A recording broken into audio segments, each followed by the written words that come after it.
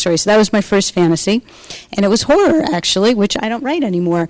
And I've written ever since. We were talking about this earlier, I wrote, up my D&D campaigns, and I wrote fan fiction back before anybody knew what fan fiction was, and I wrote stories for all of my friends when I was in high school. That was my birthday presents to, and Christmas presents to them. I would write them stories with them in it. That's pretty cool. I've done some writing here and there, but I've never actually managed to finish a book yet. So well, I got some ideas, so. Well, good, yeah. The ideas are always the start. Yeah, I actually use a lot of my characters in D&D that I DM now, and I use a lot of my NPCs or characters I created years ago for stories and stuff. So. Well, and I think that creating D&D campaigns is a good way to create plots and character and background and world building and story and character development, things like that. The trick is to move from the campaign and get it onto the computer screen first and then print it out, because some people are still old school and they read books.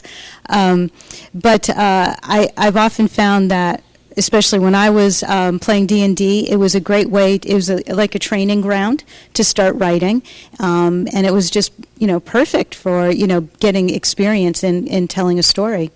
Because that's essentially all what most role-playing games are. Is, sitting with your friends and creating a story together and elaborating on it.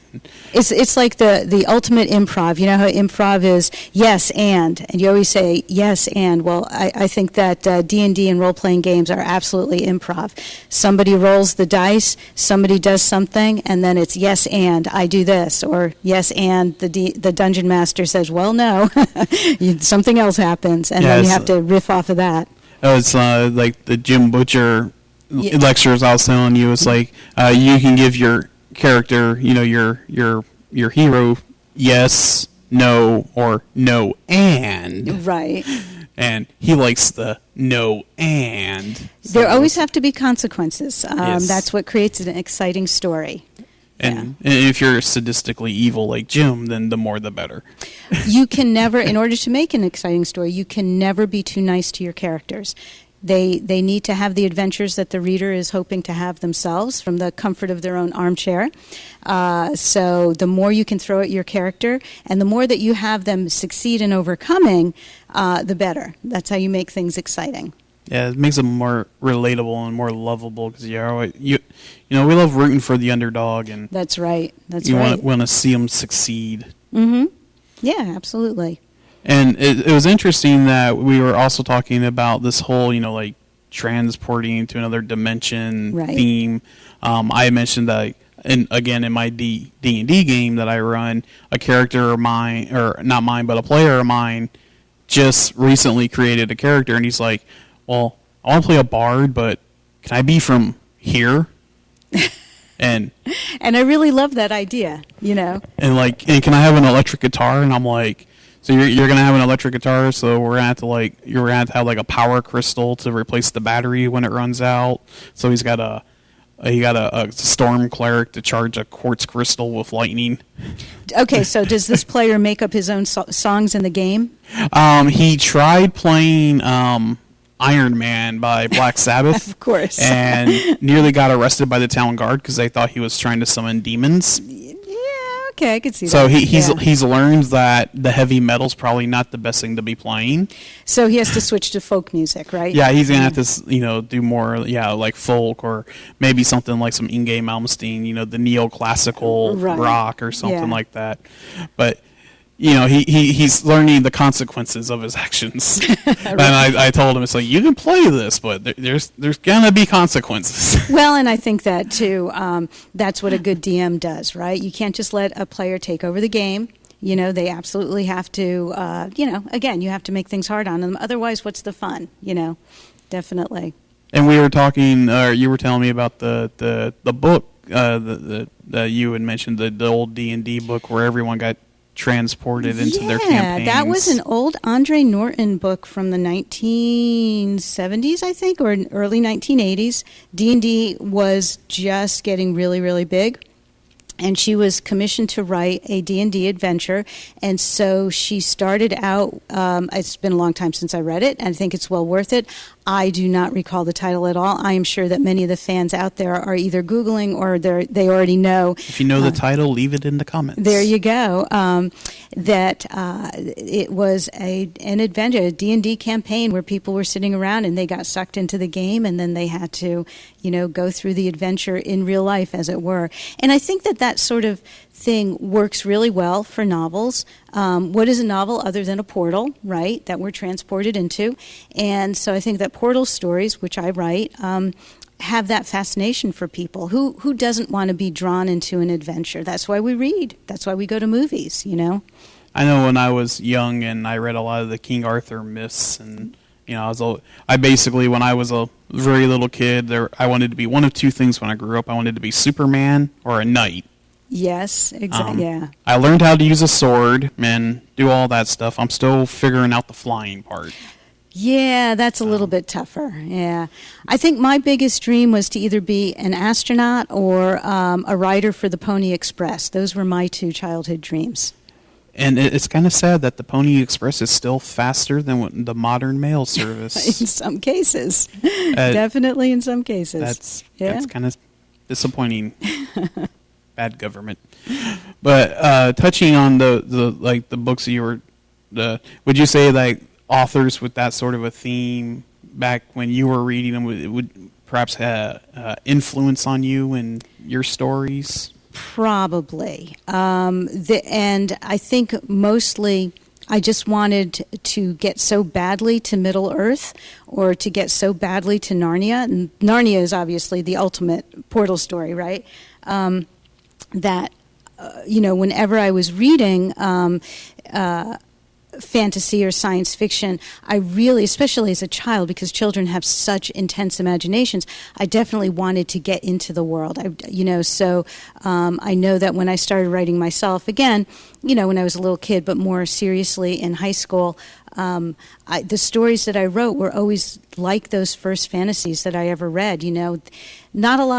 Not a lot exciting happens to most suburban kids growing up, wherever they grow up. So you have to make your own fun, and that's what I did. And I wrote and really just always wanted to get into that other world, and have those adventures. Yeah, I spent a lot of my childhood. We lived out in the country, so we had land and woods to go run around in. And back in the days when kids made tree forts, and we had to go outside. Remember the great outdoors? Yeah. I grew up in New England. I grew up in a small town in Connecticut, and there were woods to roam around in. And so in the winter, there was a little pond in this tiny little forest, and there was a pond that would freeze over, and I would go ice skating out there by myself, and it was completely magical. Not very safe in retrospect. You should never ice skate by yourself, kids, But on the other hand, it wasn't that deep of a pond. I'm sure I would have been fine. And the ice would freeze around the trees. So you were sort of in Narnia right then and there. There was snow, there was ice. It was very magical. I remember just enjoying myself so much out there. And like you, we would play in the woods all day, every day, especially in the summer. You would go out in the morning, and when it wasn't, you'd come in for dinner, but really you didn't come in until it was dark and all the parents started calling you in. It's sort of a shame nowadays that kids don't get to do that as much, but that's sort of the way it is. And you lived off of the garden hose. It was in what way? It was your source of water. There you go. Just like That's right. You didn't bother going inside. You just got the garden hose and chugged right out of it. Yeah, the good old days. The good old days. Yep. Of course, growing up here in Texas, in the woods, we had to be a little bit more careful because you got rattlesnakes and stuff like that. But yeah, you'd have to watch out. We had copperheads, but I don't think I ever saw but one, and it was never an issue. Yeah, we kind of knew the areas that they were in, so you stayed away from them. They stayed away from you. Yeah, pretty good at avoiding them most of the time. Yeah, and had armadillos and deer and raccoons and cats and all kinds of critters running around. Yeah, fun times. Absolutely.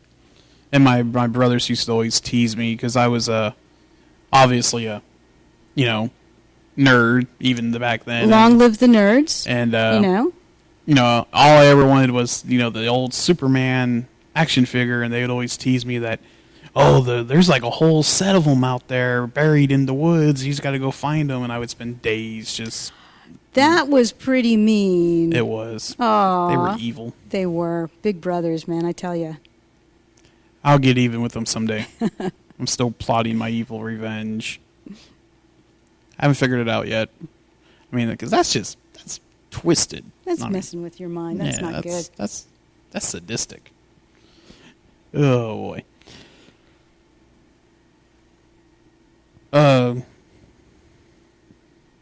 We've touched on that, Kenneth, if you've been paying attention. Ken has not been paying attention. Was asking if we touched on how you became a writer.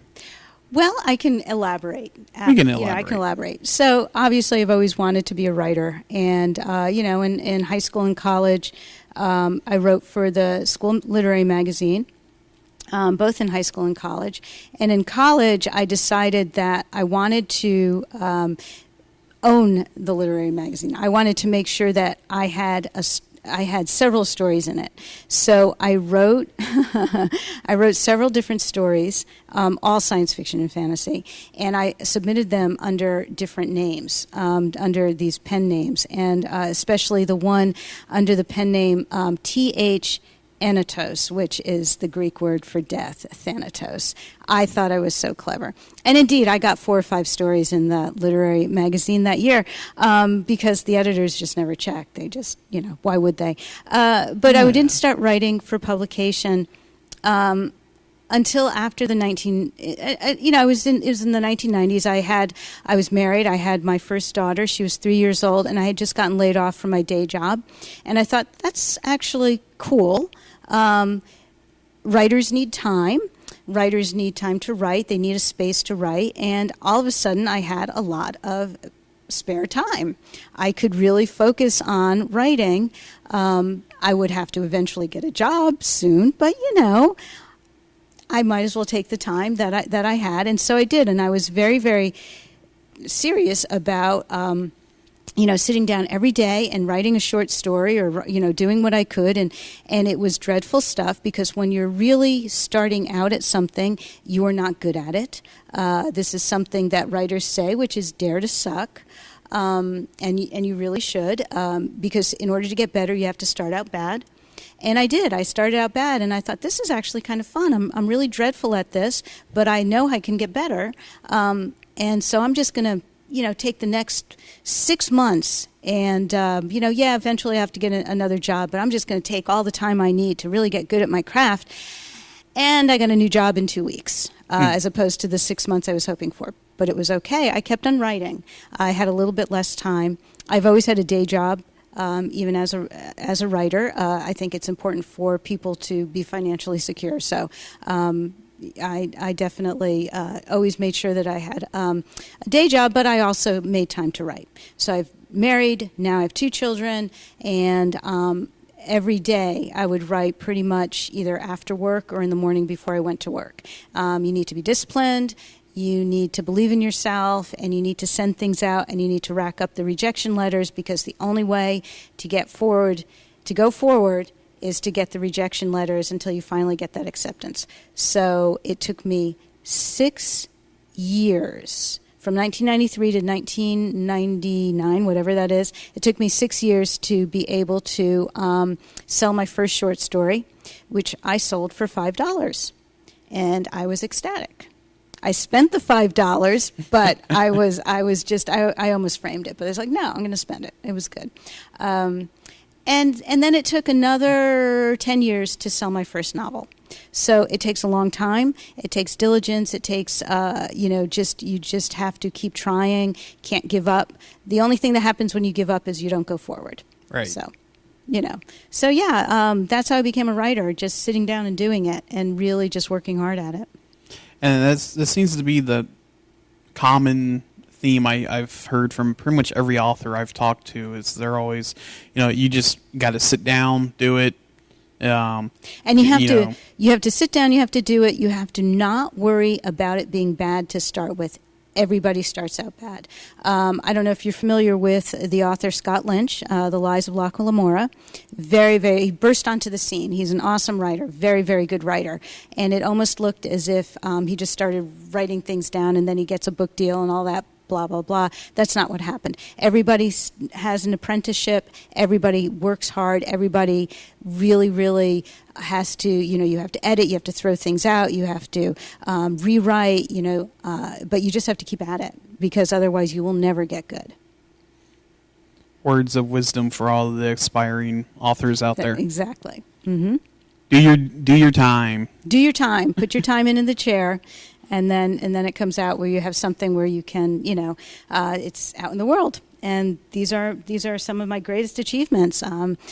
Stories that people have written to me and said, I was late getting to work in the morning because I read your book late at night, or I was so tired the next day, and or how could you, have that thing happen to that one character?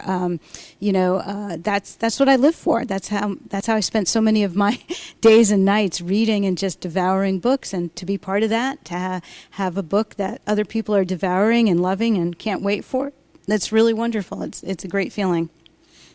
That would be pretty awesome. So the voice in my head is telling me we got about 10 minutes. Okay.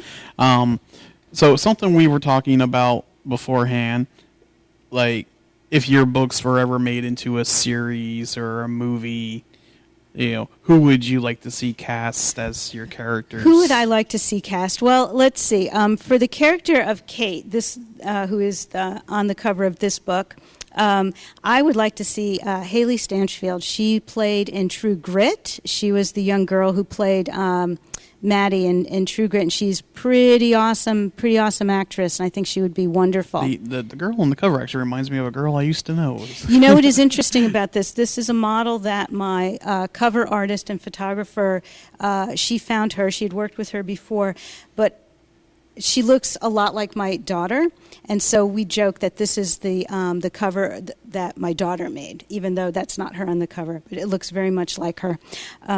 Anyway, so yeah, and then for the main character of Lynn, who is on the cover of this book and in Red Gold Bridge, I haven't decided. It changes all the time, but I honestly feel like if anybody would like to put in the comments who they think should play Lynn, that would be a lot of fun.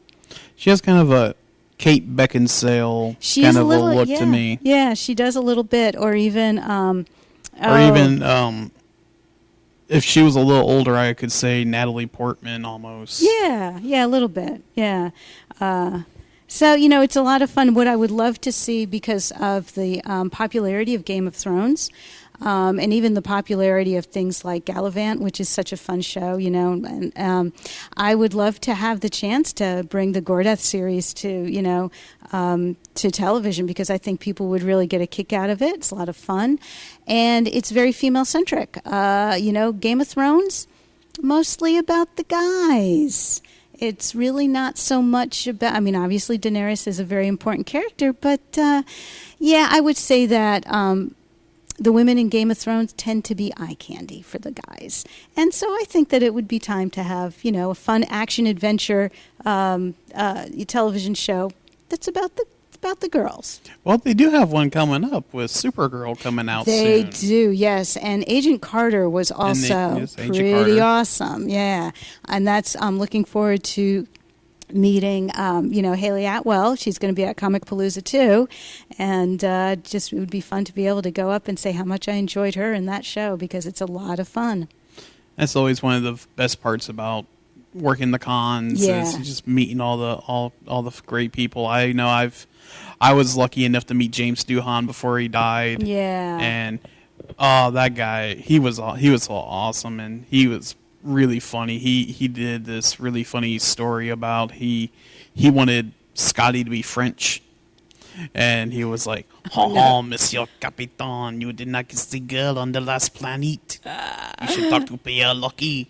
Oh, that's so. Oh, yeah, he's one of my favorite actors. He was great. Simon Pegg in the remakes, he was fun too, and you could tell it was a labor of love for him. He just loved being part of the show, But James Doohan will be the only Scotty for me. Yeah, So like I said, I was really lucky I got to meet him. I've met George Takei a couple times. Yeah, and George is, he's got a second life with all the internet and the Facebook and everything, and which I'm glad, I'm happy about, because he too is a fun character. And if you go back and watch the original series, him wielding a sword, pretending he's a swordsman, excellent episode. Yeah, it's one of the most iconic episodes, I think. Absolutely. And it's kind of interesting that he's almost more well known now for his social activities and his activism. That's right. He's almost more famous for that than for being Sulu now, which is great. And it's cool that he was able to reinvent himself like that. Absolutely, yeah. I still got to represent the Excelsior, Captain Sulu of the Excelsior. That was my favorite ship out of all the starships. That's right. I love the Excelsior class. That's right. Even though I'm a captain of a sovereign class, but. we have the USS Arturius, which is kind of our AFK flagship. The flagship of the AFK. Okay. It's a sovereign class. But that's because at the time, the Thomas, who was kind of the co-creator of the show and our old guest host or co-host, he was like, Excelsiors are old. We can't have an Excelsior. But yeah, listen, I like the classics. I'm just jazzed to be on the show. That classic line from Galaxy Quest, that's the way I feel about it. So that was a great movie. I love the fact that people consider that a better Star Trek movie than many of them. Than the J.J. Abrams movie. Yeah, than many of them. I would have to agree. Yep. Cool. So now the voice is telling me. What is the little voice telling you? The voice is talking to me. Yes. So yes, I'm supposed to make sure I mention Comicpalooza. Well, I can mention Comicpalooza. I am very much looking forward to Comicpalooza. I'm looking forward to seeing some of the great costumes that people are going to be wearing. I know that's a huge part of it. I'm looking forward again, like I said, Haley Atwell and Jeremy Renner and all the other stars, because when it comes right down to it, I'm an author, but I'm a fan first. And this is, cons are the most fun in the world, and I just enjoy being there. And this is going to be our, I think, 4th year at Comicpalooza. And as always, we'll be filming the panels. Of course, we don't get to walk around as much being stuck in the panel rooms, but, we get to see all the good panels, and we get good seats usually. So. Well, and I'm going to be on a few panels, and so, just look me up there, and be good seeing you there as well. And I think that with the great authors that they have coming, it's going to be very interesting. The writing track, the literature track is going to be good. What it comes down to is that all of the media that we love, the books, the movies, etc., it all starts with the written word, and the writers are the beginning of all of the great stories that we've come to love so much. Writers are God. Writers are God. You heard it here first, yeah. And, that can make sense. We build worlds. Written word, written words always held power over people, going way back to whenever it was Sanskrit. Yeah, that's right. When cuneiform was invented. Cuneiform, yeah. That's it. Ancient history major forgetting his ancient history because it's been a while. It's pretty ancient, huh? Yeah. Well, and it's been a while since I've actually had to draw upon any of that information, so it gets rusty. Alrighty. So we got just a couple of minutes left. So make sure you check out Comicpalooza if you haven't been there. It's a great con. It's probably one of the biggest, if not the biggest, in Texas, I would think. I think so. Yeah. I mean, it's massive. I know it's bigger than Alamo City. I know it's bigger. The convention's bigger than the one we have here in Austin. Right, the Armadillo Con. It's a very small convention, so yeah. Well, I mean, a Wizard World. Austin. Right. Okay. Right. So it's. I think it's definitely the top 3 in the state, and they're gonna have a lot of. Is it the Gotham people, or is that Space City? I am getting my cons confused. I'm not sure. I do know that Agent Carter will be there. And Agent Carter will be there. And Summer Glau, I know, is going to be there. Ah, fun. And I was happy because she posted her little event that she was going to be there, and she liked my little smiley face cat that I posted. So okay. Summer Glau likes me. Yay. All right, so that will be it for today. Well, for now, with Patrice. Thank you very much for having me. I enjoyed it. It has been a pleasure talking with you. It's always nice to meet a fellow nerdy person. That's right. That's right. Of all ages. Nerds come in all shapes and sizes and ages. And stay tuned. We've got more interviews coming up. We've got some bands coming later. Going to be playing some music for us. And so stay tuned. Lots of fun stuff to be had yet.